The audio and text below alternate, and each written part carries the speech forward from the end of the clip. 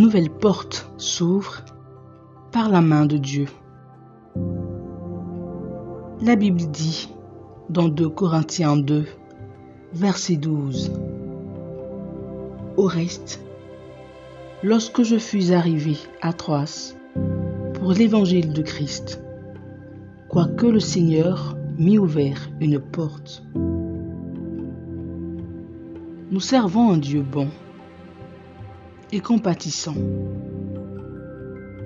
le Dieu qui ouvre des portes qu'aucun homme ne peut fermer.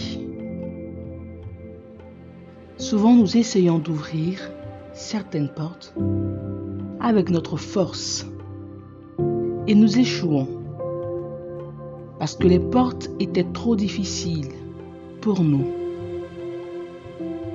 D'autres fois, nous réussissons à ouvrir une porte avec notre force pour découvrir que quelqu'un l'avait refermée. 1 Corinthiens 16, verset 9, nous dit: car une porte grande et d'un accès efficace m'est ouverte, et les adversaires sont nombreux. Quand une telle chose se produit, permettez à Dieu d'ouvrir ses portes avec ses bras tendus, car il le fera par sa force et sa puissance, afin que personne ne la referme. Ésaïe 45, versets 1 à 2 dit: ainsi parle l'Éternel à son oint, à Cyrus, qu'il tient par la main pour terrasser les nations devant lui et pour relâcher la ceinture des rois, pour lui ouvrir les portes afin qu'elles ne soient plus refermées. Je marcherai devant toi, j'aplanirai les chemins montueux, je romprai les portes d'airain et je briserai les verrous de fer. Nous ne pouvons pas gagner ces luttes avec nos forces. Nous devons plutôt nous tourner vers le Seigneur pour qu'il nous ouvre les portes. Le Seigneur qui a séparé la mer Rouge pour que ses enfants la traversent et la fermer contre les ennemis. Il fera de même pour vous, par ses mains.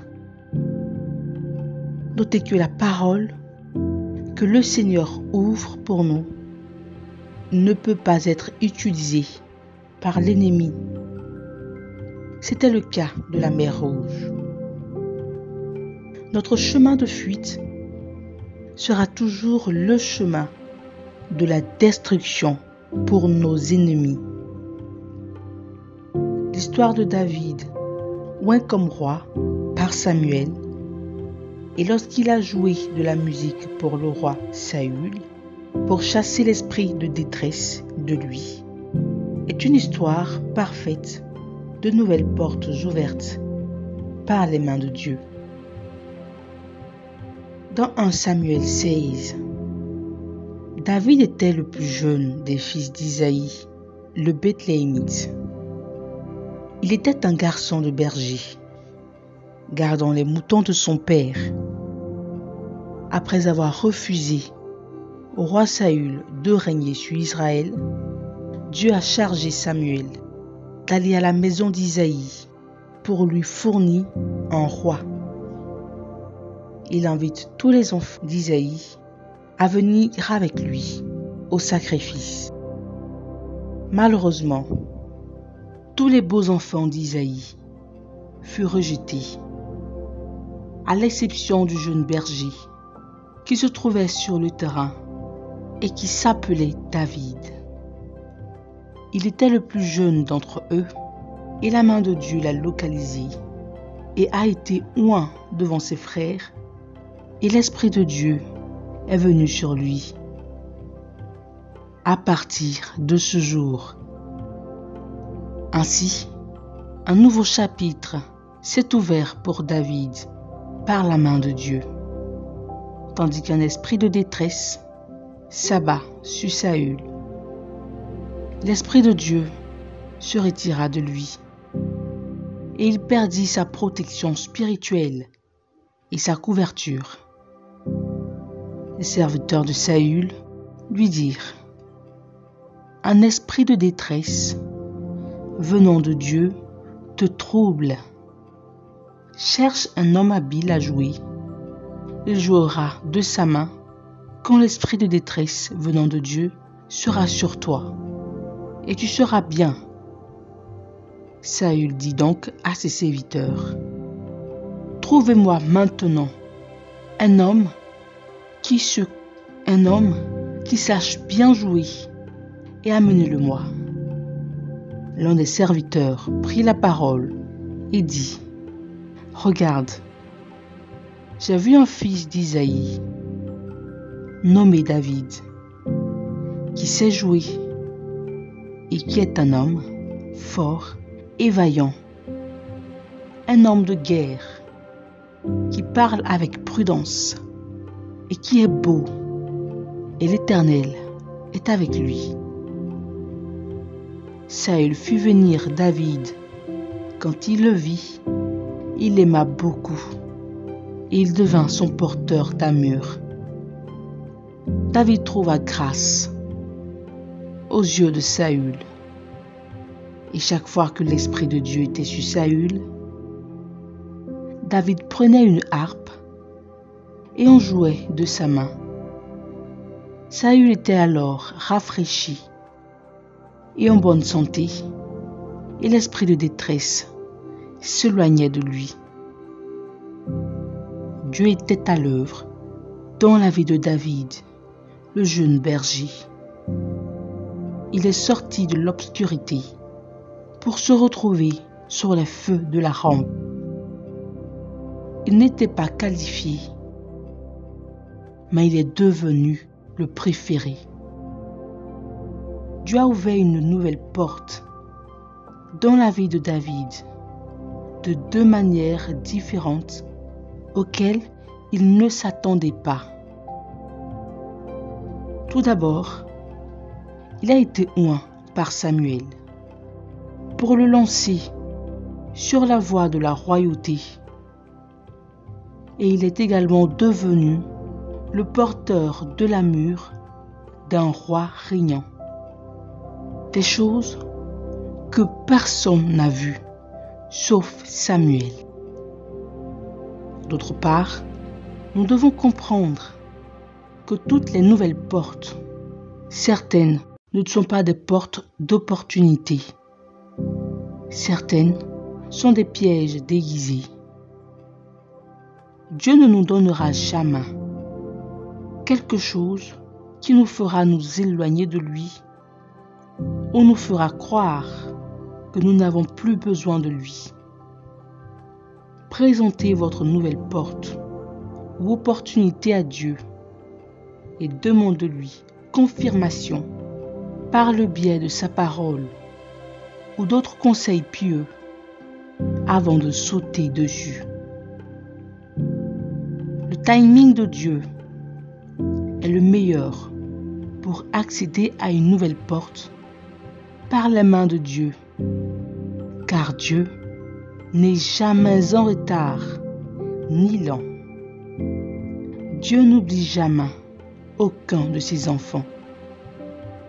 Soyez patients et attendez votre heure. L'Ecclésiaste 3, verset 1 nous dit: il y a un temps pour tout, un temps pour toutes choses sous les cieux. Lorsque Dieu ouvre une porte, il fournit un chemin pour accomplir son dessein dans votre vie. Il se peut que ce ne soit pas facile ou que le moment ne soit pas parfait. Mais soyez assurés que Dieu ne vous conduira jamais à mi-chemin et ne reviendra pas en arrière. Où qu'il vous emmène, il pourvoit à vos besoins.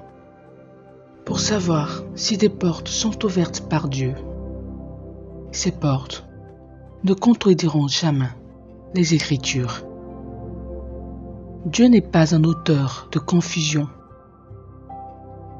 Les nouvelles portes ouvertes par les mains de Dieu nous conduisent à la gloire de Dieu et à l'accomplissement de son dessein. Par exemple, Dieu ne fournira pas une opportunité qui s'accompagne de pots de vin ou d'argent. Ses paroles sont contre cela. Il veut plutôt que nous soyons honnêtes avec lui et avec les hommes.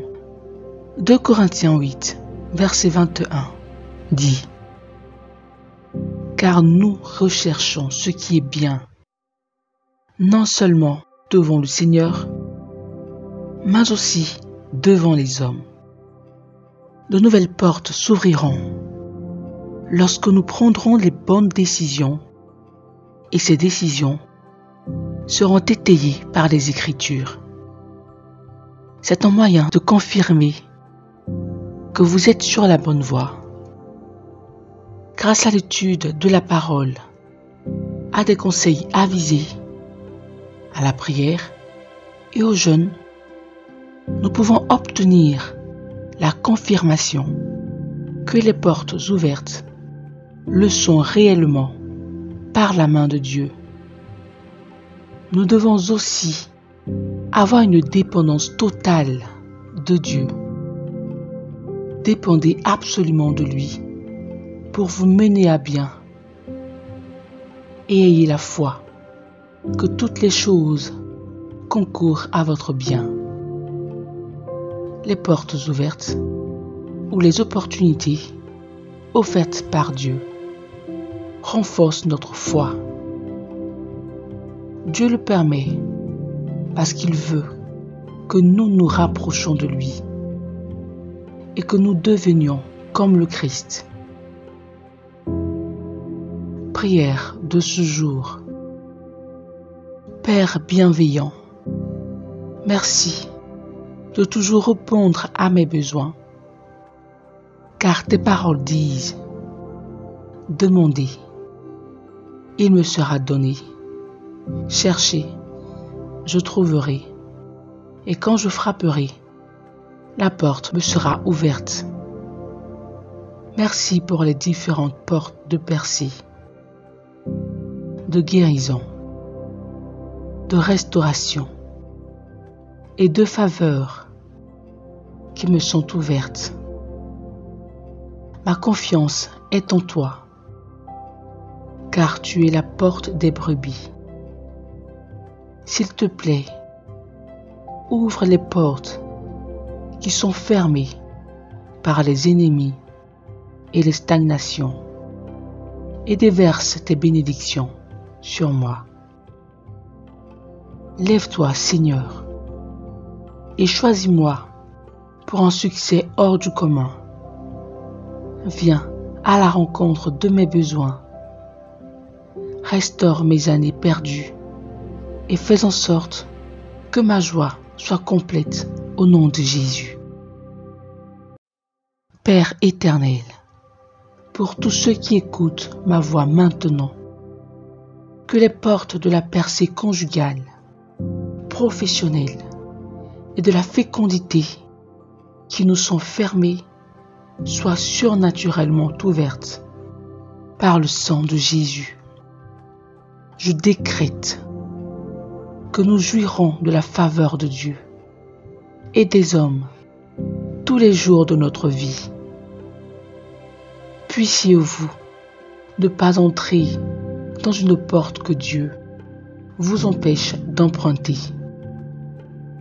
Que toutes les portes de votre destin qui ont été fermées soient ouvertes pour toujours au nom de Jésus. Cher Père, que tous les mauvais conseils contre nos nouvelles portes soient détruits selon l'ordre de l'Achitophel. Que tout adversaire se dressant sur le chemin de nos portes ouvertes soit détruit au nom de Jésus. Je décrète ma liberté par le sang de Jésus. Mon Père et Créateur, faites en sorte que les hommes nous localisent et nous ouvrent des portes de bénédiction. Alors que nous commençons cette nouvelle année, que chaque miracle qui m'est destiné cette année m'arrive au nom de Jésus. Amen. Témoignage. Dieu a ouvert un nouveau chapitre dans ma vie à l'âge de 21 ans. J'étais une étudiante inférieure à la moyenne.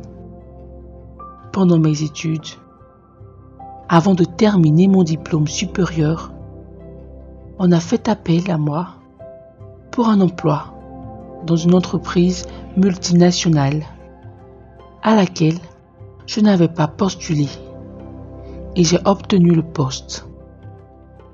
J'ai commencé ce travail comme agent d'accueil avec un petit salaire. Au bout d'un an et quelques mois, l'entreprise a décidé de quitter le pays, que j'appellerai pays A, pour un autre pays, pays B. Mais elle avait besoin de quelqu'un dans le pays actuel, pays A, qui soit en mesure d'assurer l'interface avec les clients. Avant cela, certains de mes collègues avaient démissionné parce qu'ils étaient partis poursuivre leurs études en dehors du pays. Mais devinez quoi? C'est moi qui ai été élu pour représenter la société dans le pays actuel, pays A. Je l'ai fait pendant plus de 7 ans. Entre ces 2 années, j'ai été confirmé en tant que membre du personnel permanent, avec une augmentation de salaire. J'ai été promu à plusieurs reprises au cours des années et j'ai reçu une voiture officielle avec chauffeur. Dieu n'est-il pas merveilleux? J'ai voyagé à plusieurs reprises dans le pays où l'entreprise avait été délocalisée, pays B. J'avais plus de 15 personnes sous ma responsabilité et je planifiais leur déplacement logistique. Je suis devenu célèbre à l'intérieur et à l'extérieur du pays. Dans tout cela, je savais que cela ne pouvait être fait et rendu possible que par la main de Dieu. Le mariage était alors la dernière chose à laquelle je pensais, car je n'étais pas prête. Par la suite, j'ai rencontré l'amour de ma vie. Un homme que Dieu avait préparé pour moi. Nous nous sommes mariés et nous avons la chance d'avoir de beaux enfants. N'oubliez pas que j'étais une élève sous la moyenne à l'école, mais je suis devenue une personne avec laquelle il faut compter. Dieu est apparu pour moi et m'a donné un nouveau nom.